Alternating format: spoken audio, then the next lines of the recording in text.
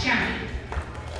We always need to remember that we're a community, and we're all going to be living in the same community together, no matter what happens. So it's good to always bear that in mind when you're a candidate, because it gets heated, and so just wanted to put that little note out there for you all.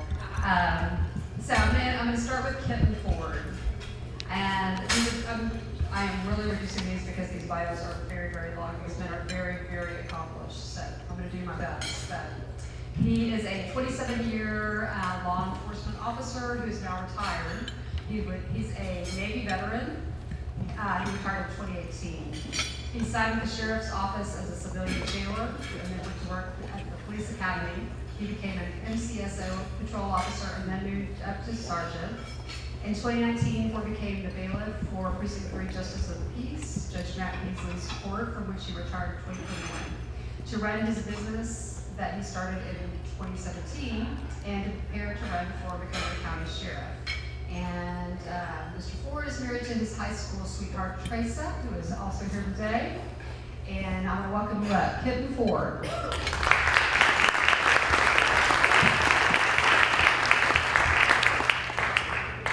And next we have Wesley Doolittle. And he has spent 22 years with the Texas Department of Public Safety. He was with the Texas Rangers and was raised in Splendora, Texas. He retired at the end of September 2022. And he was a captain with Montgomery County Precinct 1 Constable's Office. In 1998, he attended the former North Harris Company College Reserve Peace Officer Academy, now Woodlands Star College. In 2000, he was accepted into the DPS Academy, and after graduating as a Texas State Trooper, he was assigned to Cleveland-Liberty County. Earned his bachelor degree in criminal justice, administration from Bellevue University, master's from Sam Houston State University. He transferred to Tomball in 2003, and in 2005 was promoted to sergeant in the criminal investigative unit of DPS and was assigned to McAllen, Texas. He was there a year, worked narcotics before being assigned to work with the DEA in Houston, and he's been recognized by the Chief of the Houston Police Department. Let's see, gosh, this goes on and on. Let's see. He applied to be a Texas Ranger in 2009, where he was promoted in the first round and assigned to Victoria, and transferred to Houston, then Conroe, back to Houston until he retired from DPS. So let's welcome Wesley Doolittle.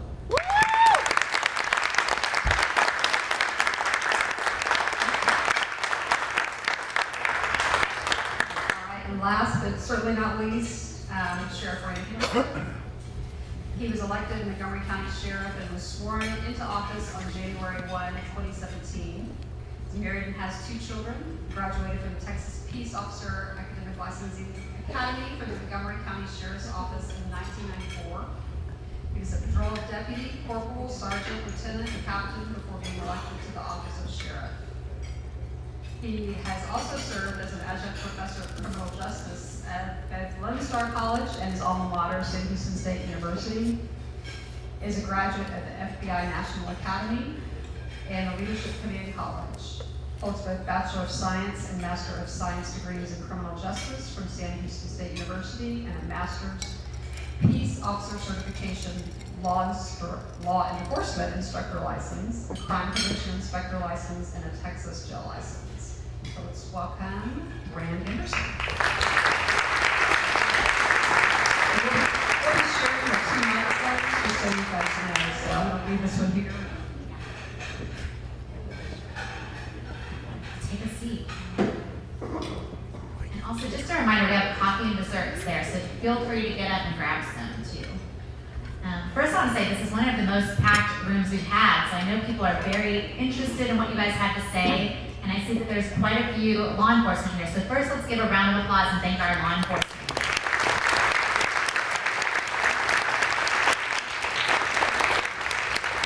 All right, so Yes. Cindy, are you keeping time too? Okay. It's too loud. Okay. So she'll keep time. You know, we're obviously not going to just cut you off, but just try to keep it kind of equal between everyone here. So we're just going to start off with just kind of a 2-minute intro from each of you guys, whatever you would like to tell our membership. I'm going to start with That's fine. Thank y'all for allowing us to do this today, to hold the first debate in the 2024 Montgomery County Sheriff's election. Very happy to be here. Thank you to the Woodlands Republican Movement for putting this together. Thank you to my supporters that are here today. I appreciate y'all coming. Most of all, thank you to my wife for being by my side during this campaign. It means a lot to me. Thank y'all very much for that. Thank you to the veterans that are here that served our country and all the lawmen that are here today supporting us. Again, I appreciate that. I want to tell y'all the reason I'm running for Montgomery County Sheriff, because I hear that a lot. The reason that I'm running is this community has demanded that we make change in the Montgomery County Sheriff's Office, and I've accepted that challenge. I'm a very experienced policeman, I'm well trained, I'm well educated, and I'm the most experienced man running for this office this time around. I'm going to tell y'all, I spent 22 years with the Department of Public Safety. I challenged myself in the hardest police academy in the state of Texas by going through the DPS Academy. Graduated to become a highway patrolman where I served on the streets, working fatality accidents, hit and run accidents, things like that affect us every day. I then challenged myself and I promoted into the narcotics division. I went to the Texas-Mexico border. I'm the only candidate here who has firsthand experience of the Texas-Mexico border, battling drug cartels and organized crime. I then challenged myself again and became a Texas Ranger, one of the most elite law enforcement organizations in the world. I was honored to accept that challenge, and I successfully did that for 13 years, working every kind of case, with every kind of agency, in every place in Texas and beyond that you can imagine. Not only did I serve there, now I continue to serve you here as a captain of the Precinct 1 Constable's Office, where I have a direct effect on this community every day to protect ourselves out here. This year on the lake, I supervised the Marine Division. We had 0 deaths on the lake this year. First time in a very long time that it happened, because I work every weekend with my guys in the holidays. I'm going to tell you all that I grew up here as well. I have 4 children that I raised right here in the great state of Texas. I've been with my wife for 20 years, and I'm looking forward to this opportunity. I'm looking forward to this challenge. I understand the culture of this community. I understand the challenges that we're facing in this community because I grew up here. And I'm ready to bring that experience right here back to Montgomery County and serve as your Montgomery County Sheriff. I'm asking for your vote, I'm asking for your support, and I'm asking that you elect an experienced lawman that can help you battle the crime that we're having here in Montgomery County, because it's on the rise. The statistics are going to show you that. Elect a lawman that knows how to fight violent crime in our county. Thank y'all very much.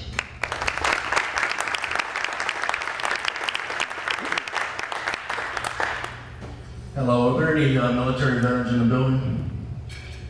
Thank you for your service. 5 years old, it was clear that I wanted to be a police officer. I was found on top of a patrol car just staring at the lights when my mother found me. It was clear I wanted to be a police officer. I grew up on the east side of Harris County, and I got here as soon as I could. As soon as I left the military, the United States Navy, I'm the only veteran running as of now. I came to Montgomery County and joined the Sheriff's Office. I never thought I would run for office. I've been married to my wife for 28 years since high school. She's been my rock. I have my daughter here, my son-in-law, my mother, and my stepdad here as well, supporting me. After leaving the Navy, I came here and I joined the Sheriff's Office, did my time in the jail, started in the jail, making $19,600 a year, and then I moved up to deputy and then sergeant on patrol. My last 10 years was right here in this community, right here, listening to those cries, taking those bad people to jail, and 90% of that was at night. And I also was a supervisor over 20 to sometimes 50 people a night, depending on if there was a sergeant that went home that night. There's nothing about me that's not Texas, not Montgomery County. I wasn't born here, and there's nothing about me that's not cop. Being raised in the east side of Harris County made me a great cop. I've seen the addiction, I've seen the devastation that addiction could cause. I've seen some good things too. Having great parents allowed me to stay on the right path and do what I needed to do. I need your vote, I need your support. I will be a sergeant's sheriff to those deputies and the citizens on the street. I've bled I've listened to those cries on these streets right here that you drive on today. I've heard them all.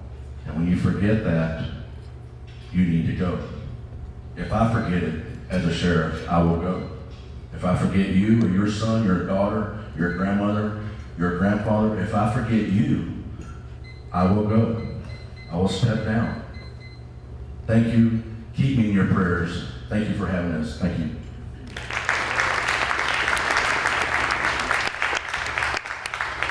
Hey everyone, Sheriff Rand Henderson, proud to serve your community since 1994. Came here as a resident of Palestine, Texas, in Deep East Texas, where I'm a fifth generation Texan. I've got a family farm that goes back to the 1850s there. So I'm a proud Texan through and through. But most of all, I'm a proud servant of this community. I've been right here in Montgomery County. I've lived in Conroe, Willis, and now in the Woodlands. And so I've been serving you, started as a deputy right here, started in the police academy in Montgomery County. So I've had a lifetime of dedication to this community that I love. My beautiful wife, Christina, is an 11th grade English teacher at Willis High School. So she's unable to make it because high school English teachers have to teach high school during the day. So I really miss not having her sitting right up in front.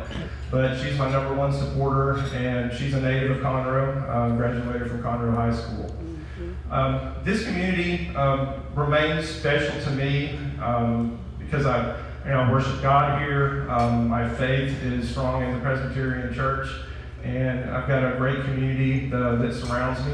The Sheriff's Office is my second family. I've been here for so long. I've had so many friends that have come through the organization that it's intrinsic in who I am.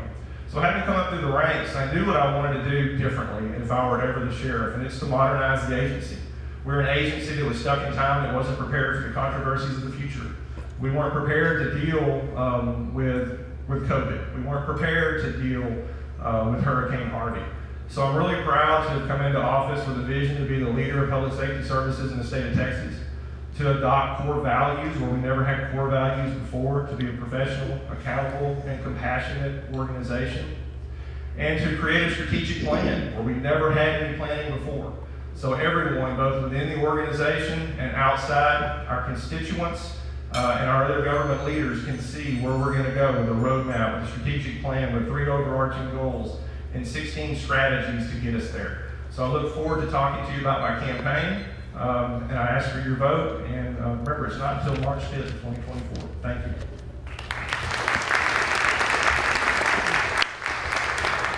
So let's delve in a little more to y'all's backgrounds. What qualifications do you have for this job? And can you kind of go through a little bit more law enforcement background, trainings you've done, really specific to this job. We'll start with you, Kenton. Well, my qualifications are I stayed out here. I did remain on the streets as a sergeant. My supervisory roles consisted of, like I said, 15, 20, sometimes 50 officers.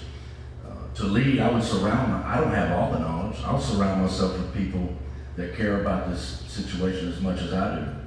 Very intelligent, very compassionate people that want to have an opinion, and their opinion is allowed. I will surround myself with people that care about those deputies, your family, as much as I do, as much as I always have. Putting that hand on that child's shoulder and saying, hey, it doesn't have to be like this. You don't have to be in trouble all the time. Not forgetting the kid in the back, not forgetting the people that set these tables up before we got here. That's what it's all about.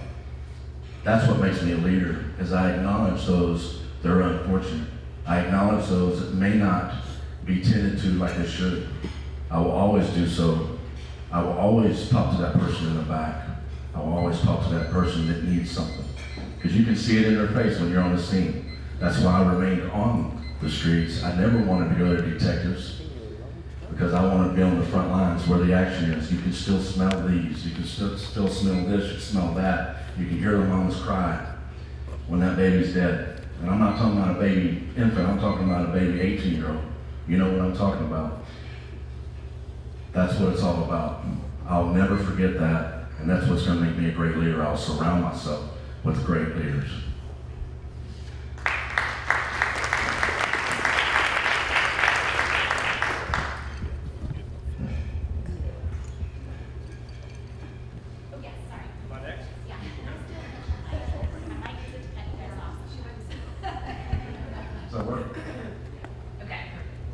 so qualifications. I respect the qualifications that these two men bring to the table, but mine is completely different because this is not a job where you are necessarily doing the boots on the ground job. The boots on the ground people are supervised by a sergeant. Those are led by a manager who's a lieutenant. Those are led by a division manager who's a captain. We have two majors that are over the two major divisions of the sheriff's office. I have a chief deputy who is the CEO or the COO of the organization, and he's here today. And I serve as the CEO of the organization. It's a big department with a lot of moving parts and a lot of responsibility. I have 1,013 employees. 1,013. I have a jail capacity of 1,253 inmates. I have a budget of $113 million. It's a large organization, so it takes administrative skills. That's what I bring to you folks. I have the experience. I have 7 years as sheriff, but I would have a lifetime of experience in preparation before that. I held every one of those roles that I just listed. I've done every job in the agency, and I'm proud to have done it. And so that gives me the diverse experience, but particularly an emphasis on the administrative role that the office of sheriff is. Thank you.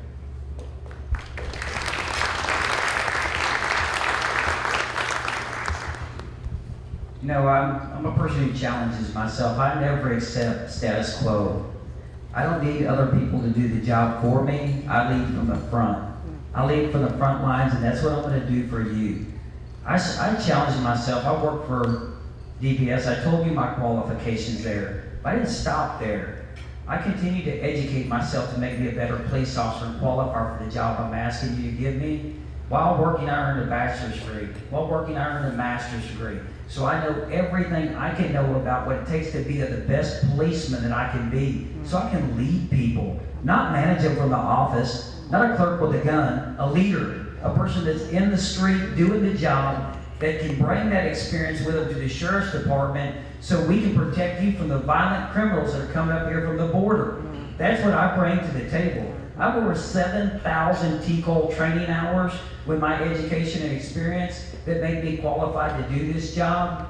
I'm leading the men and women of the constable's office. I took about 0 deaths on Lake Conroe this year. That almost never happens. It happens because I get out of the office on the holidays. I get in the boat with the guys. I affect this community, and I have that first-hand experience that they don't have. I didn't just climb the ladder. I didn't step on the rungs. I stood in the gap. The man that stood in the gap and protected the citizens of this community from the violent criminals who will prey on you. And I'll continue to do that as your sheriff. I won't let up. I'll keep my foot on the gas. I'm going to protect this community like you expected me to protect it. And if there was one man, one policeman in this community, and it was only the sheriff, would you choose a manager, or would you choose a Texas Ranger with a big old white hat that'll protect you every day?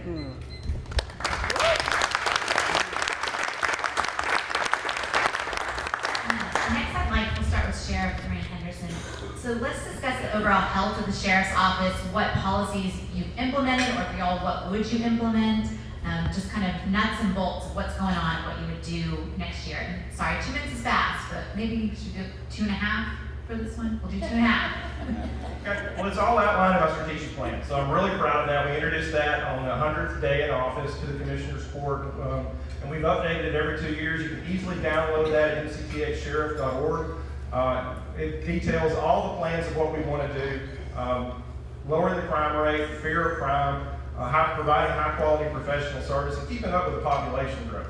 We've done a complete revamp of all the policies within the organization, and we're preparing for Sheriff Civil Service, which is a huge step for the employees. So I'll prepare the recruitment, the hiring, the transfer process, and the promotional process to be compliant with Sheriff Civil Service. So I'm ahead of the curve every opportunity that I get.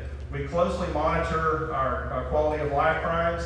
We put the burden on the command staff to ensure that patrolmen are put in the right area looking for the right crimes in order to suppress the crime.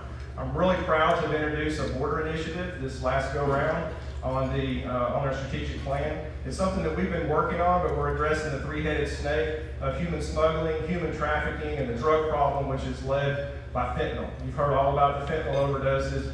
These are things that I feel that I haven't finalized yet. I still need some more time to get all of these things done. They're never going to be solved, but to mitigate them, I have the talent to do so. I have the vision to be able to pull it off. And I also live up to the mantra of our vision to be the leader of public safety services in the state of Texas. We're the 7th largest sheriff's office in the state of Texas at 254. We're one of the elite counties that is over 500,000 population, so we're one of the major county sheriffs of America. I participate with those organizations, and I'm seen as a leader with them. They look to Montgomery County for their policies, look to Montgomery County for what they're going to do different to become better leaders. And those are agencies that are much, much larger than ours. So I'm really proud of what we've accomplished at the Sheriff's Office, the modernization that we brought into the agency, the level of professionalism, but maintaining accountability is a big part of that as well, because if you don't have trust in us to do our job, if we don't have the right people carrying the badge, then we're not effective. So that we have the amount of support that we do, which is pretty clearly indicated whenever Commissioners Court and some of our contracts have given us 46 new positions. Those positions are more than a lot of the law enforcement agencies across the country and across the state, and certainly within our county. So those positions don't come without a lot of toil, because it's taxpayer dollar money.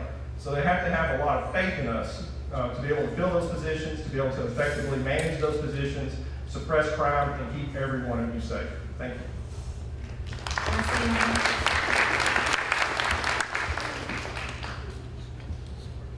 I don't know about, I don't have an effect on it at this point, but I'm looking forward to taking over the reins and affecting change in the Sheriff's Department. Strategic plans are great, but when you don't reduce crime, they're not working. You gotta do something else. You gotta know when you're getting pressure in one place to change the angle, to work differently, to figure out how to address the things that are affecting our community, you good folks that are out here. All the reports that I've read, all the crime statistics that I've read being reported to DPS and to this FBI, say crime's up in Montgomery County, went up 8% alone last year. I'll tell you that violent crime is our biggest problem here in Montgomery County. The things that are happening. We need to solve crime, not just talk about it in a book, not read about it. You got to get out here and empower your people and give them the tools that they need to do the job so you can be safe. So your vehicles aren't stolen, so your items aren't stolen from them, your catalytic converters aren't being stolen. By analyzing crime and proactively going after these senseless criminals, these organized crime gangs, the things that are affecting our community every day, I have firsthand experience doing that. Nobody else standing up here has that experience. The experience to know what organized crime is, how organized criminals operate. I do.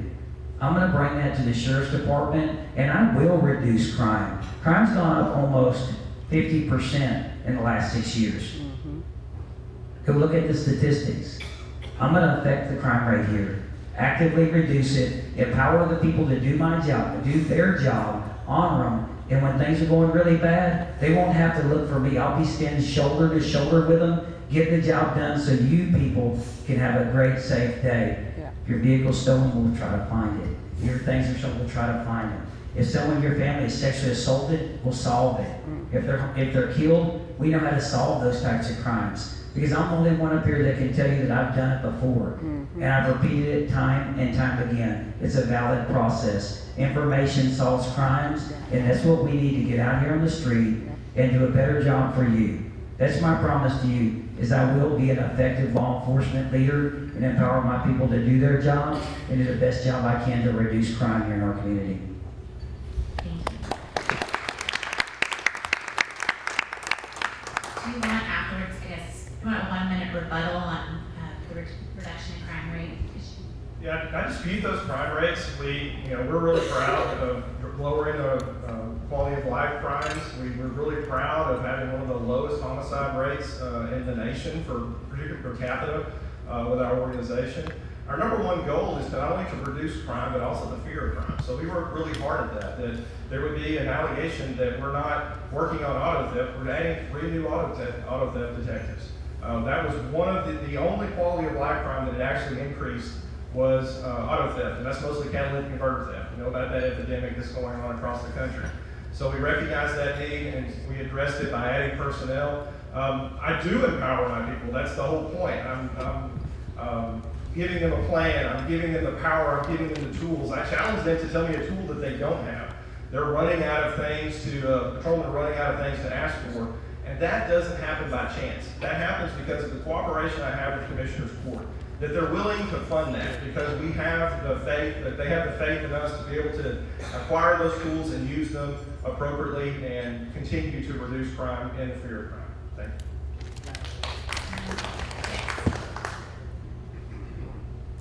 Next weekend. Folks, when I talk about statistics, go look them up yourself. Go to Texas Department of Public Safety NIBR's website. There were 595 motor vehicles stolen in Montgomery County last year. The Sheriff's Department solved 5.7% of them. I believe it's 35 of those were solved. Those are DPS statistics. It's his job and duty to report those. If they're wrong, that's on them. I'm going to tell you, I'm not going to wait for that 595 vehicles to be stolen before I put 3 people back in the unit. I'm going to have to hold the unit from the start, be forward thinking enough to know that I need to protect you every day and be on top of things like that, not let them get out of hand. Thank you.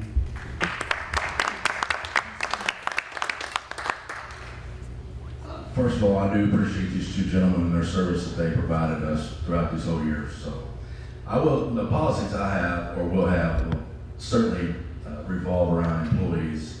Most of the changes. If you look south of us in Harris County, this is mainly directed towards their DA. If they're not welcome or if they're not backed, it's hard to put your life on the line and go after those criminals that you blatantly see breaking the law. I felt like it was headed in that direction here, not with our DA, but with our current sheriff. I did not feel like we had the personal backing. If we did our job, is it gonna be a situation where we're checking the vitals of the media to see how we feel about it? We need a sheriff that's gonna back our deputies and stand there next to them, and has done it recently, to stand there, smell those smells, hear those cries. Those are the things that I would change. You want deputies that will actually want to work for you. We've lost hundreds of years of investigative brains due to our leadership now. So it will be more towards the personnel, which would reflect when we showed up at your home. That's what I'll change. They would love to work for me. When I get in there, they won't want to leave. They'll enjoy being a law enforcement officer again. Thank you.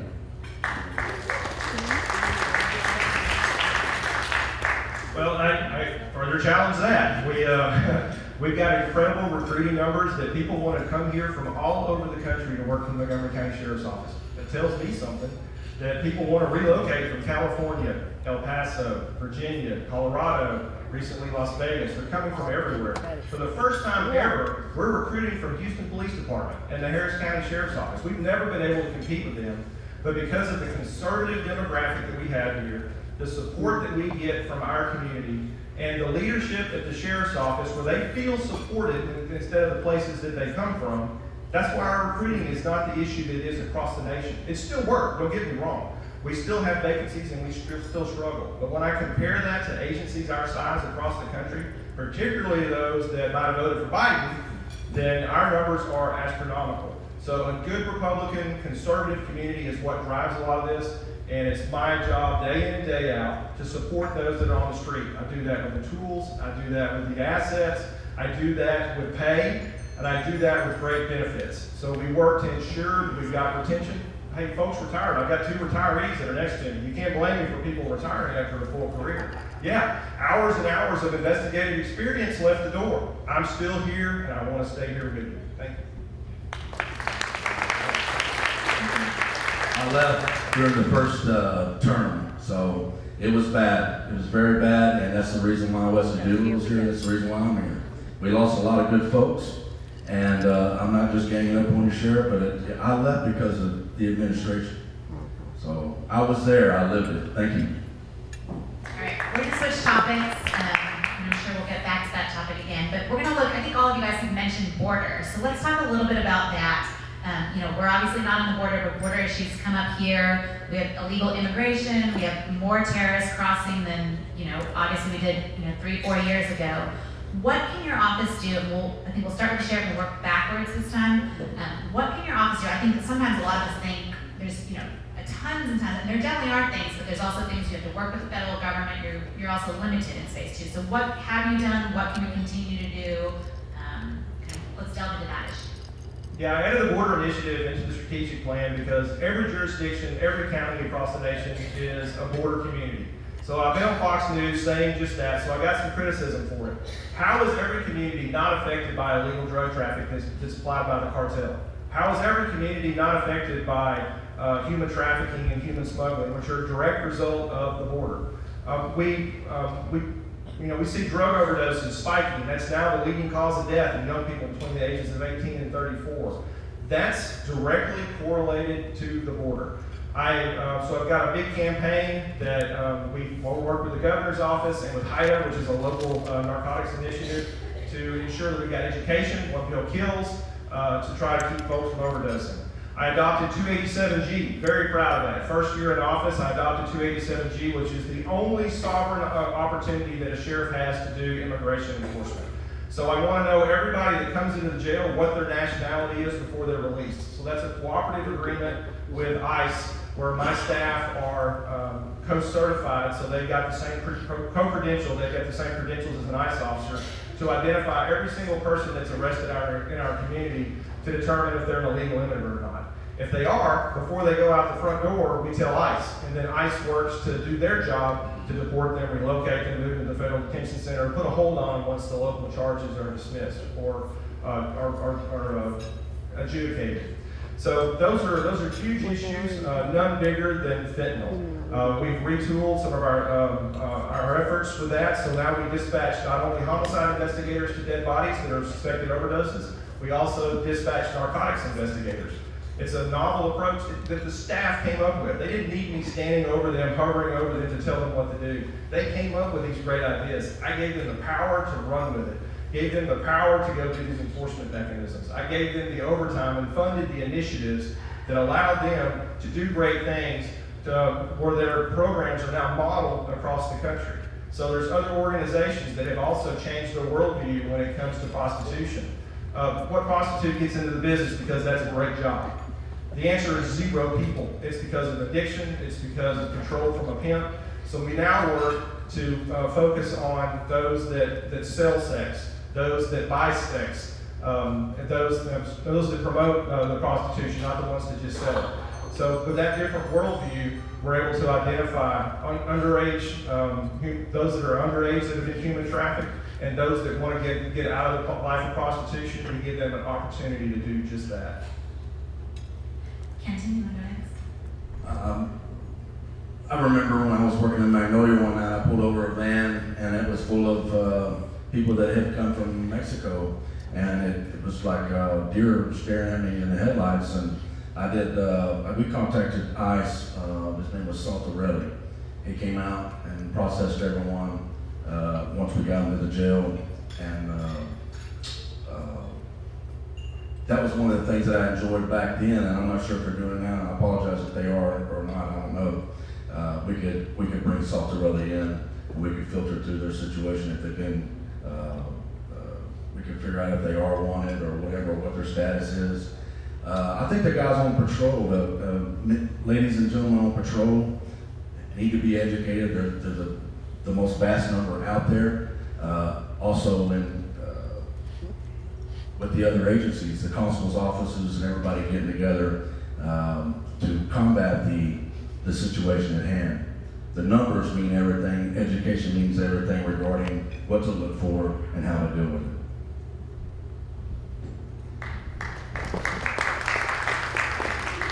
So I think everybody here is concerned about the border. Safe to say that, don't you agree? The border is something that like we mentioned, the Biden administration has been very porous. I have friends that are working the border today, are watching hundreds of illegal aliens cross the border every day, and there's not a thing they can do about it except watch. That's terrible. We have to do better. We have to do better for our communities.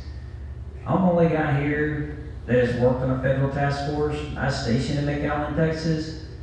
I fought organized crime. I talked to drug cartel members.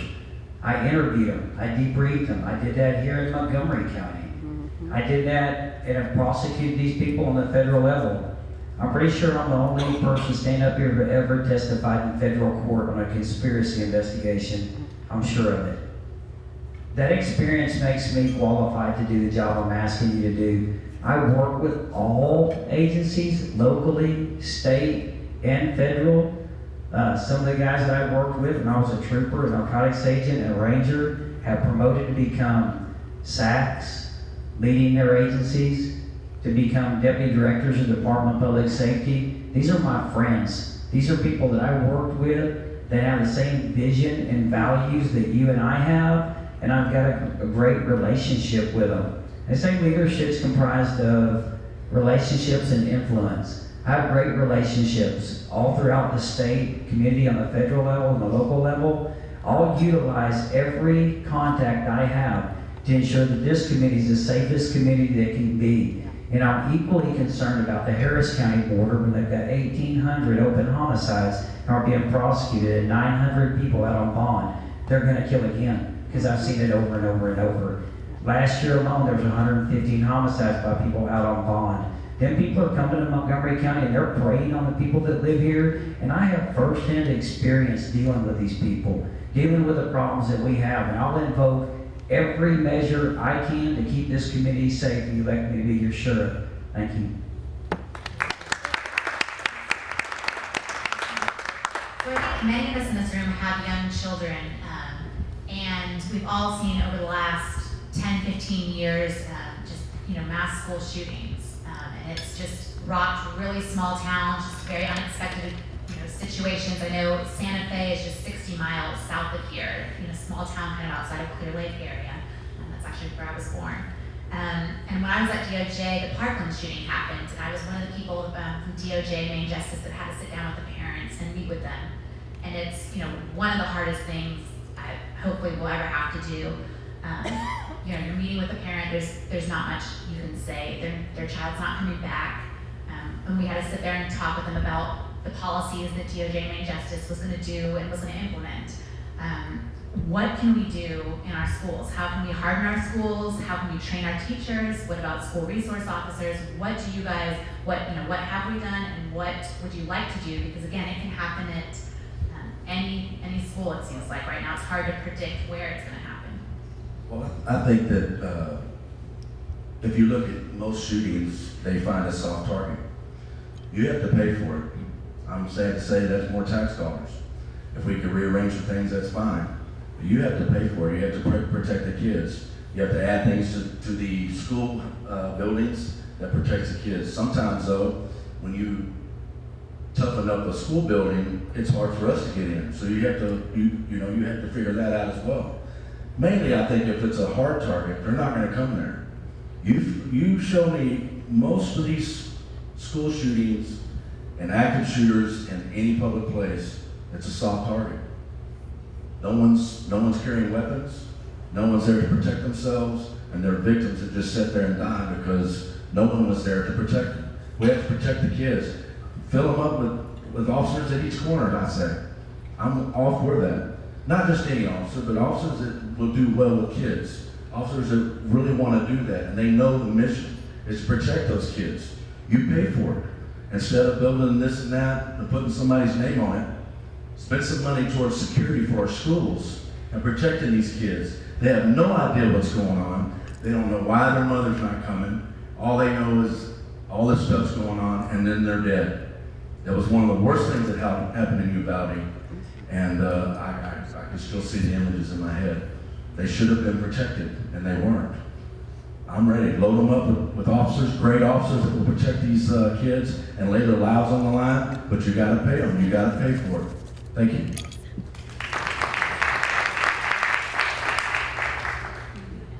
Okay. Rotate now. Just making sure.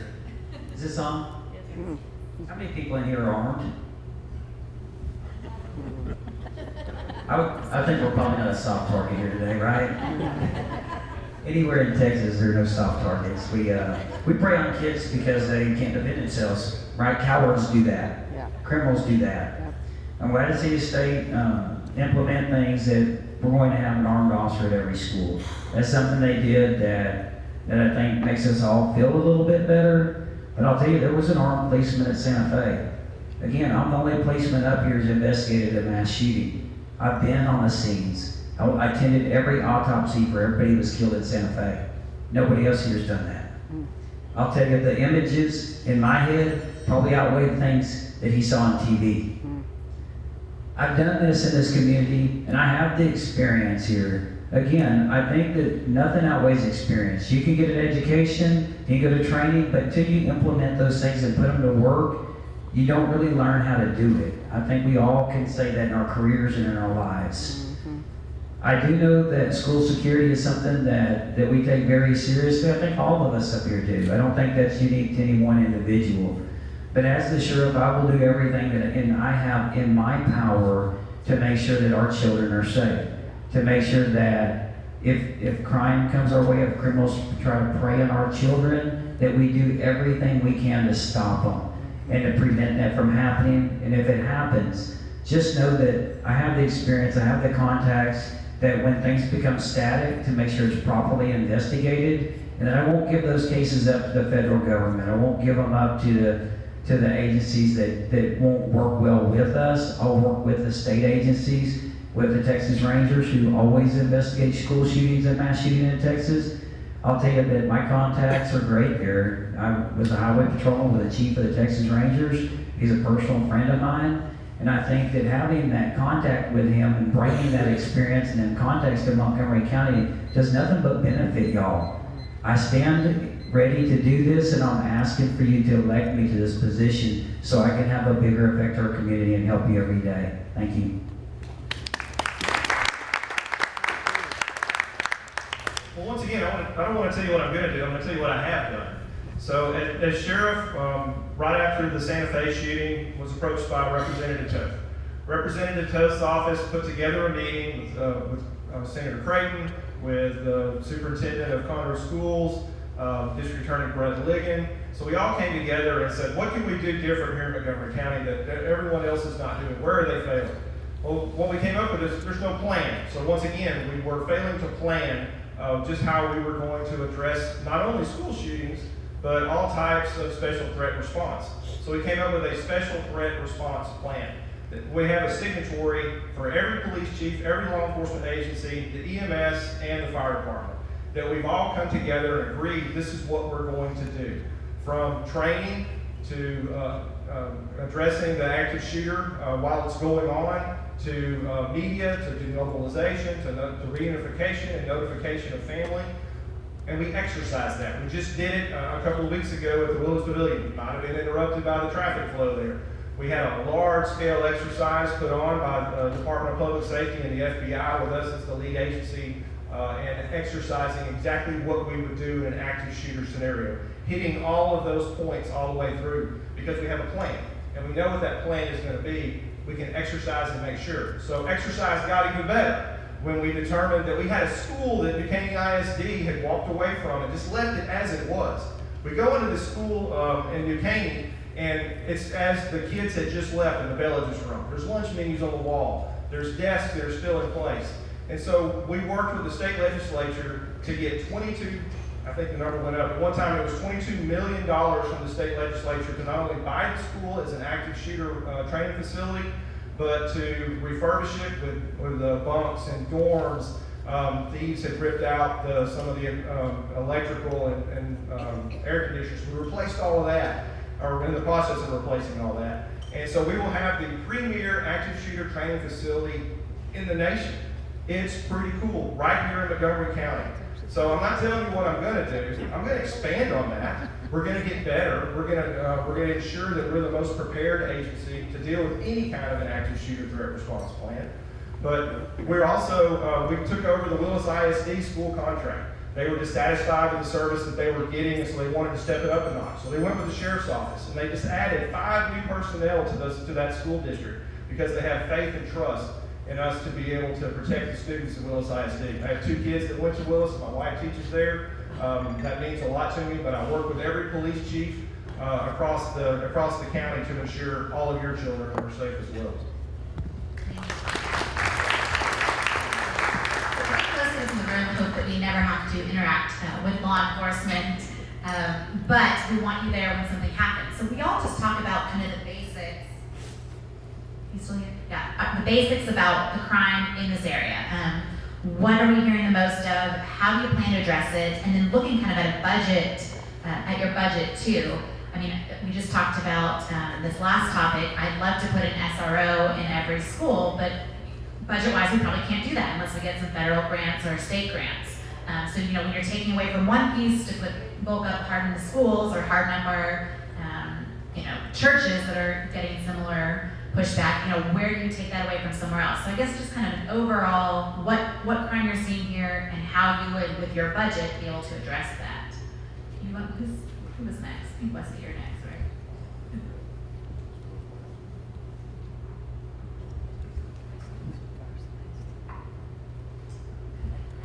What crime you're seeing? So we know that violent crime's on the rise here. It's what affects you the most, right? If something, if you leave something outside, somebody steals something out of your yard, it's a minor effect on your day, right? It's disappointing, it's upsetting. But what we worry about is violent crime, those things that affect our families. I'll tell you that someone being robbed in their driveway, that's gonna affect them. Someone's family being murdered, that's gonna affect you. I promise you, I've been there and done it. I've seen hundreds of homicides, I've been on hundreds of homicide scenes and talked to family members who've been directly affected by violent crime. Sexual assaults, robberies, things that affect you that really change probably who you are from that day forward, not just a minor inconvenience. Violent crime is something that I'm passionate about. I do think that that's probably the most prevalent thing that we're going to have to deal with in the future as we continue to grow and as people continue to move up here from other areas. You talked about people moving from California. Heck, I'd move out of there too. I'd come to Texas. I did, right? This is a place to be. A distant second probably would be narcotics. I'll tell you, we talked about, or I heard it mentioned about narcotics. We've been fighting narcotics on the Texas-Mexico border since, at least pretty hard since 1982 when Kiki Camarade was killed down there, and we shut the border down and started attacking drug trafficking. We figured out that they're poison, that it's killing our families. It's not just fentanyl. It's heroin, methamphetamine, crack cocaine, things like that that are affecting our children, that are poisoning our families. And we all know people who have drug problems. Maybe somebody in your family, somebody who's affected by it, maybe even someone that passed from an overdose, whether it's accidental or intentional. It doesn't matter. That poison being readily available right here in Montgomery County is a problem for us. Again, I worked on the DEA task force. I've worked narcotics. I understand how the organizations work and what their goals are. I know how to put people in place to attack it and rely on my federal, state, and local partners and task forces and things to address those issues, to make sure we're doing the best job we can, from the neighborhood dealer who can sell drugs to your kids, to the mid-level dealer, to the narcotics trafficker, to the cartel. I have done that every step of the way. And I have that experience, and I'm looking forward to bringing that to Montgomery County to help make this a safer place for you and your children. Yeah.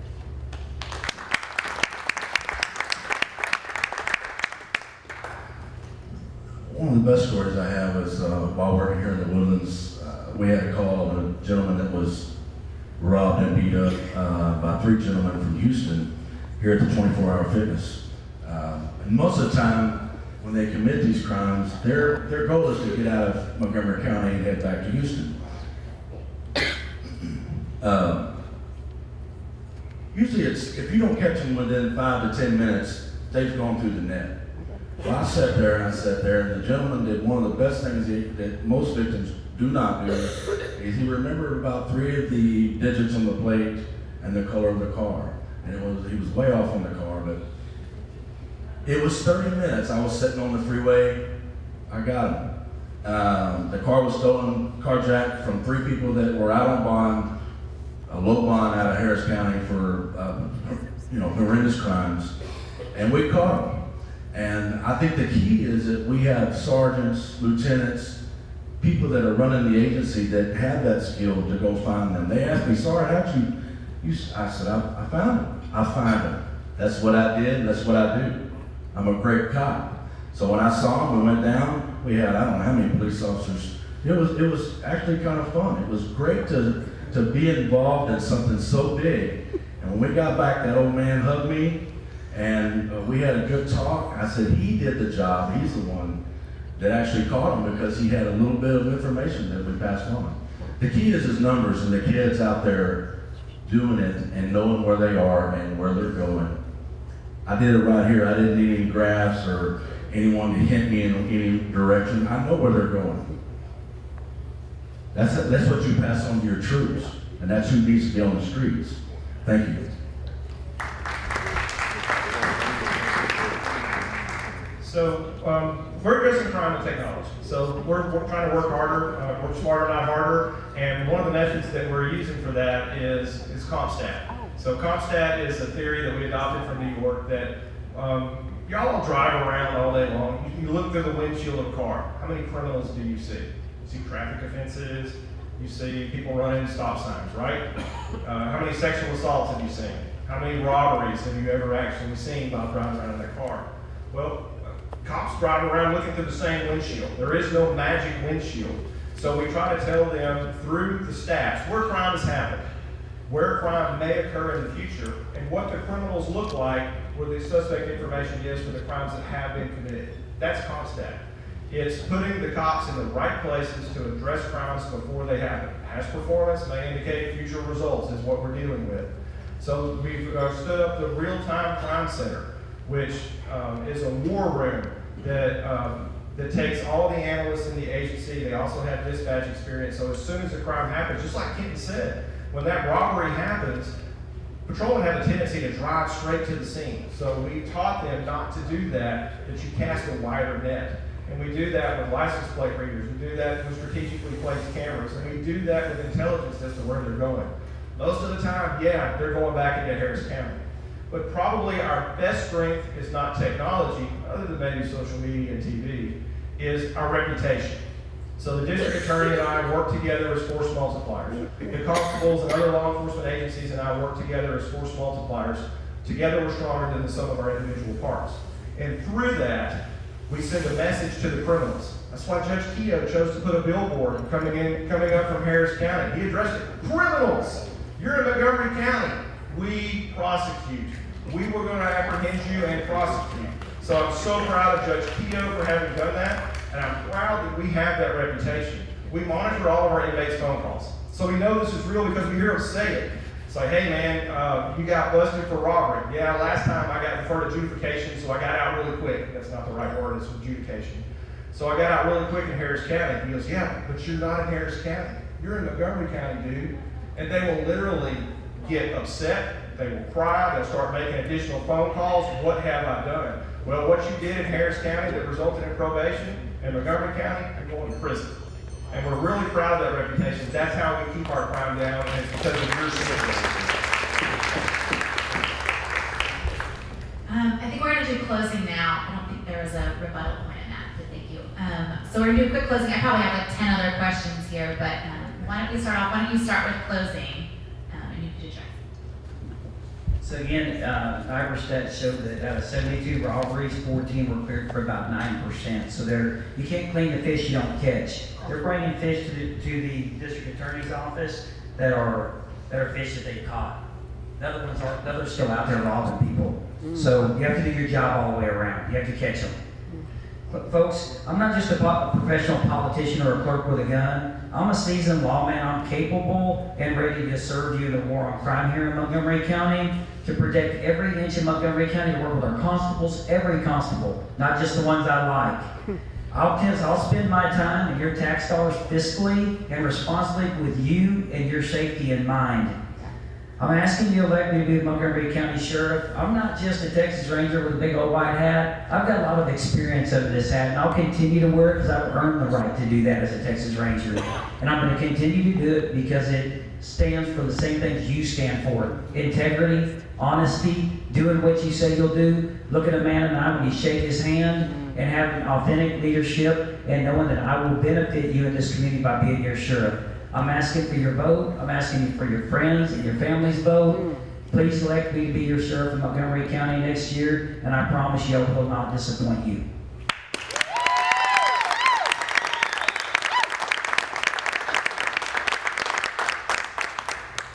I keep telling people when I'm elected, I'm going to get a a billboard at each end of 45 and 59 that says, "Last free exit coming in from the other counties." We're gonna have our troops stacked up, and we're gonna be ready to go. So I am the guy that was there when the smoke was still in the air, when you could still smell the gunpowder, and the cries and the smells are still there with the bad scenes. I'm the guy that heard all those cries and have never forgotten. The kids, the women that are battered, the DWI accidents. I was there. I supervised many, many people. And it was unfortunate we had to witness those things, but that's what we signed up for. I promise you that I will work with all 5 of our constables. I will darken their door. We'll go have tacos because we're on the same team. Every week we should visit, or every month we should visit each other. We're on the same team. We should not be against each other, tugging and pulling. I promise you I will not do that. Even if they didn't support me, I'm not going to try to take a loaf of bread off their table. We're going to work together, because that's what we need right now. Our county is split in half, if you didn't know, and we're supposed to be conservative Republicans. That's not what's going on. We need to come together, and I promise you, we will come together as a sheriff. I will bring everybody together. We will work together. There will be no competition to see who's a bigger man in the room. Thank you. Keep me in your prayers. I would appreciate your vote. Kenton Ford, March 2024. Thank you again for everyone being here. It's been an honor to serve as your sheriff. It's been an honor to lead you through a lot of problems that we've had. I took office in 2017, which was the year of Hurricane Harvey. It was a very difficult year, a lot of property loss, and it was really devastating to our community. So I'm really proud to have led you through that. Really proud to have led you through a pandemic. We had no idea what that was going to look like. It's a difficult position to be in the seat that I'm in as your sheriff, to make life and death decisions that there's world leaders that can't figure out how to make those decisions. But I'm proud to serve you as a conservative. And so the difference between me and my decisions and a lot of other folks is I leaned on liberty. I leaned on your individual freedoms.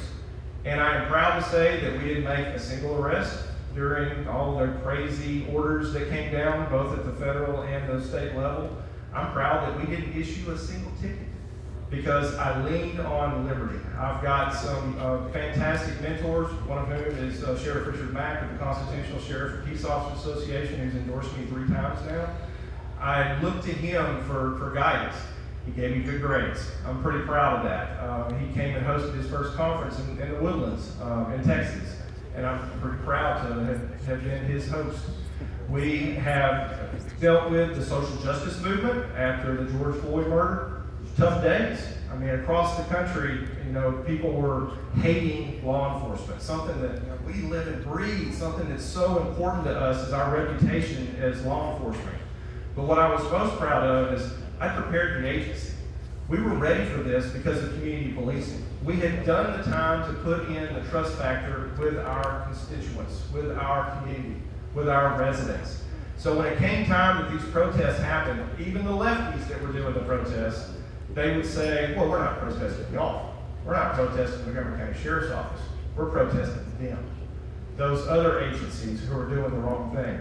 Because we have prepared ourselves to do the right thing. And we think that's so important that we put it in the core values. There's a reason accountable is in the core values.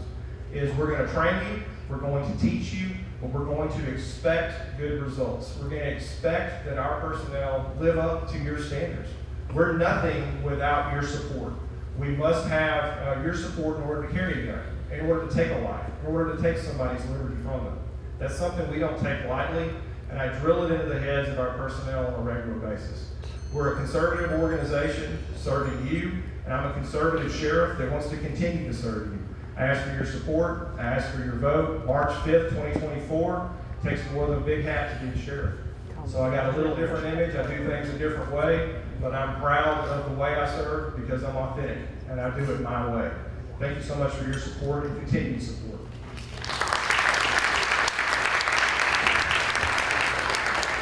Thank you all for being here. I think this, we don't use speaker gifts, we have to use signed books that we then donate to local schools. So Are we gonna debrief after this? Yeah. All right.